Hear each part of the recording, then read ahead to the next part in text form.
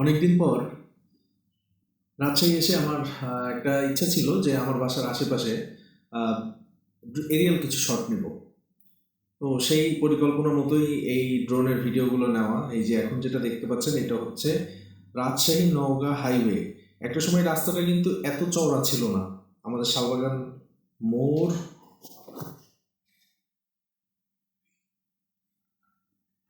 শালবাগান মোড় থেকে পাওয়ার হাউসের দিকে যে রাস্তাটা চলে গেছে সেটাও এতটা বড় রাস্তা ছিল না। এপাশে শালবাগান মসজিদ এবং সোজা রাস্তাটা হচ্ছে রেলগেটের দিকে গেছে।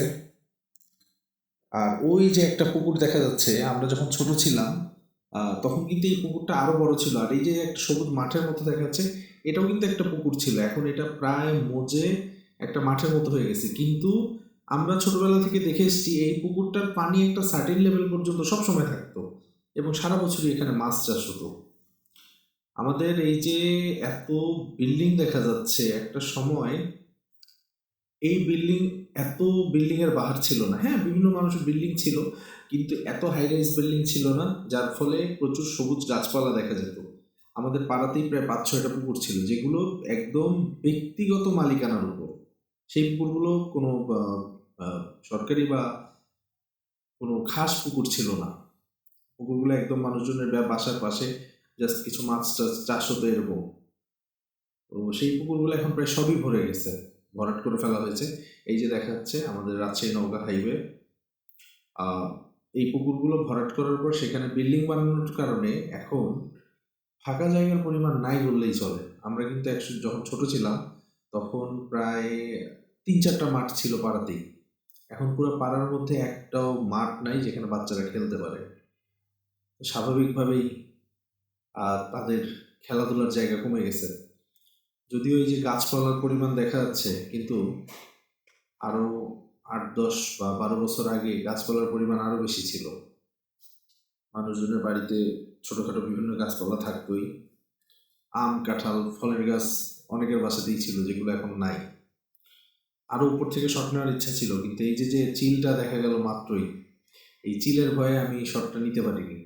কারণ বারবার ভয় হচ্ছিল যদি চিল মানে আশেপাশে এমনভাবে উঠছিল যে কোনো কারণে যদি এসে ঠোকর মারে তাহলে একেবারে ড্রোনের 12টা বেজে যাবে। এটা একদম আমাদের বাসার পাশেই। এই যে এটা হচ্ছে সপুরার মোড় আমাদের পিছন সাইডে। আগে এই রাস্তাটা এত চওড়া ছিল না। সবথেকে মজার বিষয় কি, এখন আশেপাশে তো অনেক বিল্ডিং দেখা যায় যেগুলো প্রায় বেশ বড় বড়।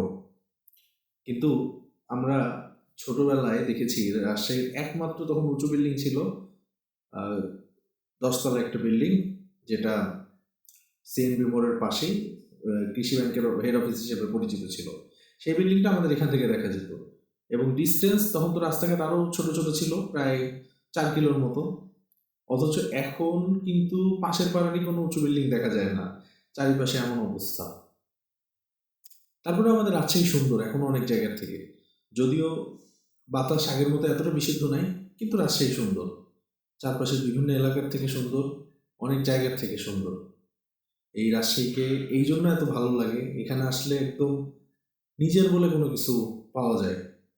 এবং আমি বাইরের কোনো জায়গা থেকে যখন রাজশাহী আসি, প্রথম নিঃশ্বাসেই মনে হয় যে বাতাসের পার্থক্যটা আমি উপলব্ধি করতে পারি।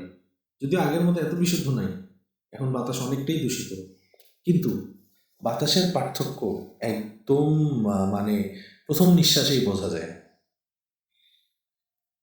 ভালো থাকবেন।